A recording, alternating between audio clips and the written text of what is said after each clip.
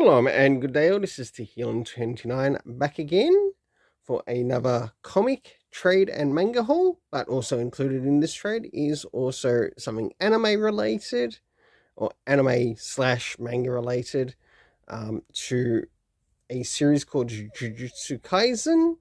And yes, I do happen to have a figure here, and I'm wondering if I might want to start maybe covering some figures on the channel. Which means I'm going to have to find a lot of where I've put them and also do videos for them. And also work on scheduling when to get them up. So we'll go through the list of things. I'll pretty much go through what I purchased first whilst on my way to my LCS to pick up my comic book haul, or my comic book manga and trade haul. So, first things first, we have the figure, which is of Inumaki, of Togi Inumaki from Jujutsu Kaisen. This is probably one of my favourite figures that I've actually seen out there in regards to the character. I do happen to have another one, but I do like this one a little bit more as to how the character is using their power. So, moving. And as you can see there's my receipt, along with my receipt for the next thing, which is Fire Force, Volume 34.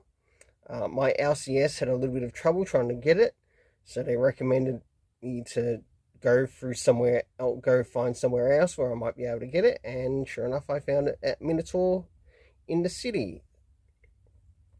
Moving into my trades and manga, which I did pick up from my LCS, and if you happen to live in Australia, this is connected to my LCS. Put that discount code in and you'll get 10% off everything you buy on their website. So moving into, of course, my favorite that's in this list for today, and that is the Super Sons Omnibus Super Duper Edition. Woohoo! Moving into the next thing, we have Superheroes Volume 12. I look forward to catching up with this ecchi storyline. Then we have Under Ninja, which has had problems being delivered to my LCS, but is finally here. And of course, a trade paperback graphic novel called The 100th Voice, which sort of centers around the character of a prince. I've had a bit of a look for it before I came home today, and it almost reminds me of a bit of a shoujo type story, but I might be completely wrong with that, and I'm prepared to be completely wrong with that. So, moving into the rest of the stuff in relation to this week, of course, we have the comics, which will be reviewed, which are on the right-hand side. And I'm also thinking of bringing something back. And I mean, seriously thinking of bringing something back. It's been too long, and it's not been on the channel for a long time. So, who knows, you might see the surprise before you actually see this comic book haul. And that is the return of Fool's Gold. For what, you mention? You'll soon find out.